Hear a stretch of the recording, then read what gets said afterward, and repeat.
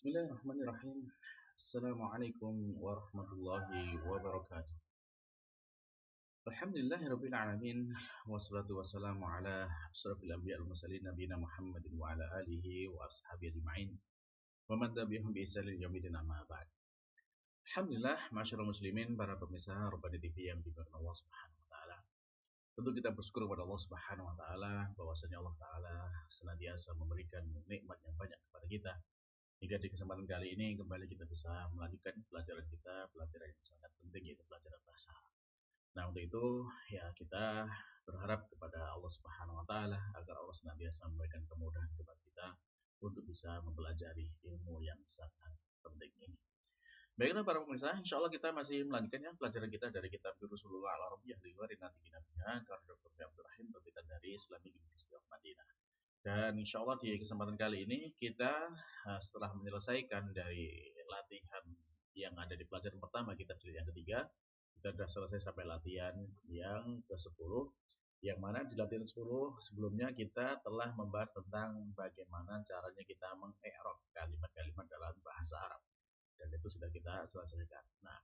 Nah, dari situ mungkin ada pertanyaan-pertanyaan yang barangkali menjadi kita bertanya-tanya gitu ya.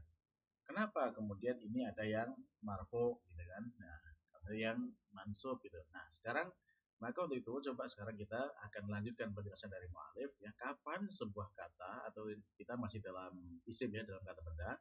Nah, kata benda atau asma itu kapan dia nanti posisinya dia menjadi marfu, kapan dia menjadi mansub, dan kapan dia menjadi majrur. Nah, ini dijelaskan oleh mu'alif di dalam lanjutan dari pelajaran yang pertama ini. Baik, nah langsung saja kita bisa lihat apa yang disampaikan mu'alif. Silakan bisa dibuka bukunya halaman 15. Baik, nah di halaman 15 ini mu'alif mengawali dengan al-marfu'at ya. Al-marfu'at artinya ya, kata-kata yang marfu ya, minal asma, dari kata benda. Nah, apa saja sih kata benda itu yang dalam kalimat itu berposisi sebagai marfu'? Nah, dari situ nanti kita bisa tahu oh, ternyata kalau kata ini nanti dia marfu' atau bukan. Nah, baik. Nah, yang pertama dan kedua ini ada yang namanya al-mubtada dan khobar. Ya, ini tentu di dalam kalimat bahasa Arab itu kan ada dua macam kalimat ya. Ada kalimat itu kalimat itu ya mungkin perlu dipahami ya, dalam bahasa Arab kalimat itu terjemahan dalam bahasa Indonesia itu kata ya, kata. Nah, kalau kalimat dalam bahasa Indonesia itu bahasa Arabnya adalah jumlah ya, jumlah. Nah, itu mungkin supaya tidak tidak ambigu ya. Jadi kalau sekarang kita bicara yang mana kalimat, berarti kalimat ini dalam bahasa Arab jumlah gitu ya, jumlah dalam bahasa Arab itu ada dua macam, ada jumlah ismiyah atau jumlah fi'liyah. Nah, apa itu jumlah ismiyah? Jumlah ismiyah itu adalah kalimat ya yang diawali dengan kata benda. Ada jumlah fi'liyah adalah kalimat yang diawali dengan kata kerja. Nah, di dalam kalimat atau ya, kalimat yang diawali dengan kata benda atau yang disebut dengan jumlah ismiyah itu, maka penyusun kalimat itu ada ini, al-mubtada dan khobar. Ya, mubtada dan khobar. Ini kalau sudah ada ini berarti kalimat itu sudah sempurna ya. Jadi seperti itu dalam bahasa Arab. Nah, contohnya misalkan di sini contohnya Allahu Akbar. Allah dibaca hu. Kenapa hu? Karena dia mubtada ya, mubtada sebagai awalan dari sebuah kalimat. Allahu, jadi kata benda yang mengawali sebuah kalimat itu mubtada ya, Allahu. Nah, lalu kemudian yang berikutnya akbar. Akbar ini adalah khobar ya, khobar yang menjadikan penjelas dari mubtadanya ini. Sehingga Allahu Akbar ini sudah kalimat yang sempurna. Allah itu maha besar. Nah, jadi seperti itu. Ini kalau jumlah ismiyah. Nah, lalu yang ketiga yang termasuk marfu juga ya, yang marfu juga itu ada yang namanya isim kana. Nah, dalam kalimat bahasa Arab itu ada yang diawali dengan kana, seperti ini kana. Nah, ketika ada kana ini maka isimnya ya setelah kana, berarti kata benda setelah kana namanya isim kana ya. Nah, ini posisinya adalah marfu. Ya, jadi contoh di sini adalah kanal babu, adalah pintu itu maftuhan, terbuka. Nah, jadi yang marfu yang ini ya, yang isim kananya ini. Jadi kanal babu ya adalah pintu itu maftuhan, terbuka ya. Jadi ini kenapa dibaca dhammah ya karena dia adalah isim kana ya, isim kana ya. Jadi karena isim kana maka dia marfu. Lalu kemudian yang keempat itu adalah khobar inna ya. Khobar inna. Nah, dalam bahasa Arab juga ada kata inna. Ya, inna dan menulis dan seterusnya. Inna. Ya. Nah, jadi kalau inna ini untuk inna ini ya ketika ini kan dia inna ini ketika masuk dalam satu kata benda setelahnya maka dia menjadi mansub ya, dia menjadi fathah. Innallaha. Nah, ini baca innallaha. Nah, kita sekarang masih bicara yang marfu, maka yang marfu mana? Yang marfu adalah khobarnya ini. Khofurun ya, di posisi adalah khobar namanya khobar inna ya di sini nah, khobar inna. Jadi innallaha ghafurun. Ya, jadi innallaha ghafur. Nah, yang marfu yang di sini ghafurun. Kenapa kok marfu? Karena dia adalah khobar inna. Baik. Lalu berikutnya kelima ada al-fa'il ya. Al-fa'il ini pelaku ya, pelaku dalam sebuah kalimat. Nah, maka dia adalah fa'il. Nah, fa'il dia adalah termasuk marfu ya, termasuk marfu. Sehingga kalau tanda aslinya marfu adalah dhammah. Contohnya di sini khalaqanallahu. Nah, Allah dibaca dhammah hu karena dia marfu. Dan kenapa kok marfu? Ya karena dia adalah fa'il. Lalu Allah telah menciptakan kita. Lalu yang keenam ada yang namanya naibul fa'il. Ya, naibul fa'il. Naibul fa'il ini atau sebagai pengganti dari fa'il itu kapan? Yaitu ketika dalam bentuk dalam bahasa kita itu kalimat pasif ya, kalimat pasif ya. Contohnya misalkan di sini khuliqal insanu min tin. Diciptakan manusia itu dari tanah. Nah, al-insan di sini dia bukan pelakunya karena kan dia sebagai yang diciptakan itu khuliqo. Ya, di sini bentuknya adalah bentuk pasif sini ya khuliqo. Maka kalau seperti ini ya dan kata benda yang menjadi objek di sini dia berfungsi sebagai naibul fa'il ya. Jadi khuliqal insan telah diciptakan manusia itu. Ya, telah diciptakan manusia mimpi dari tanahnya. Ketika dibaca dhammah al-insanu kenapa? Karena dia naibul fa'il, bukan fa'il ya. Nah, baik. Lalu yang berikutnya ya setelah ini ada berapa? Ada 6 ya. Ya, marfu'at dari isim ada 6. Nah, lalu yang berikutnya ada mansubat ya, emang yang mansub dari kata benda. Jadi al-mansubat minal asma. Yang mansub dari kata benda ini ada berapa ya? Contoh yang pertama ini adalah ismu inna. Ya, isim inna tadi kan sudah seperti yang tadi di awal ya, innallaha. Nah, di sini ini Allahnya ini sebagai isim inna. Ya, karena di sini sebagai isim inna maka dia mansub sehingga dibaca fathah. Innallaha ghafurun. Nah, ghafurun tadi sudah ya, ghafurun ini dia berfungsi sebagai khobar inna dan khobar inna adalah marfu. Lalu kemudian yang berikutnya yang mansub juga adalah khobar kana. Baik. Nah, kalau tadi yang marfu itu adalah apa? Yang marfu dari kana adalah isimnya ya. Isim kana marfu ya, kanal babu maftuhan. Nah, maftuhan ini mansub kenapa? Karena ini menjadi khobar kana. Nah, di sini ya, khobar kana. Jadi kana ta'amu ladzi. Nah, ta'amunya di sini marfu kenapa? Karena dia adalah isim kana. Ya. Jadi ini ada kebalikannya antara inna dan kana.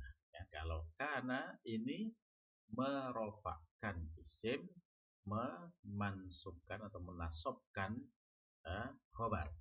Kalau inna ini menasobkan isim dan merofakkan khobar. Ya, jadi gitu ya kebalikannya antara inna dan kana. Lalu berikutnya yang ketiga termasuk yang mansub adalah maf'ul bih ya, maf'ul bih. Ya, maf'ul bih itu objek yang terkena tindakan atau perbuatan. Sehingga kalau di situ dibaca ya contohnya fahimtu ad-darsa, saya telah memahami pelajarannya. Jadi objek lah dalam bahasa kita objek gitu ya. Fahimtu ad-darsa, saya telah memahami pelajaran. Nah, terus contoh lain misalkan ya akal tu ama ya, saya telah memakan makanan. Nah, itu dia kenapa fathah? Karena dia adalah maf'ul bih. Lalu kemudian yang keempat ada maf'ul bih ya. Maf'ul bih ini adalah atau ya bisa dikatakan sebagai dzarf ya. Dorab itu jadi ya keterangan yang menjelaskan tentang waktu atau tempat kejadian dari perkara yang dibicarakan dalam kalimat. Nah, al-maf'ul fi ya, fi di dalamnya. Nah, di dalamnya ini bisa bermakna tempat, bisa bermakna waktu. Contohnya di sini safar abi lailan. Ya. Jadi telah safar bapakku lailan pada suatu malam. Nah, jadi lailan di sini kenapa dia mansub? Karena dia maf'ul fi, dia maf'ul fi. Lalu kemudian di sini ada jalasal mudarrisu indal mudiri. Nah, inda ini ya, ketika ini menunjukkan kalau tadi kan waktu ya, lailan waktu, inda ini menunjukkan tempat ya. Jadi indal mudiri, maka di sini maf'ul fi'nya ya dibaca mansub indah. Lalu yang kelima ada maf'ul al-maf'ulu li ajli ya, maf'ul karenanya. Nah, karena sebab dia apa itu? Berarti ini menjelaskan tentang ya sebab terjadinya sesuatu itu. Ya. Nah, contohnya misalkan seperti ini. Ma kharajtu minal bait. Saya enggak keluar ya. Saya enggak keluar dari rumah. Ya khaufan minal haq. Ya. Atau gini, ma kharajtu minal baiti khaufan minal haq. Tidaklah yang mengeluarkan aku dari rumah ini kecuali karena takut dari panas gitu ya. Nah, jadi bisa bermakna seperti itu ya. Ma kharajtu minal baiti khaufan minal har. Ya.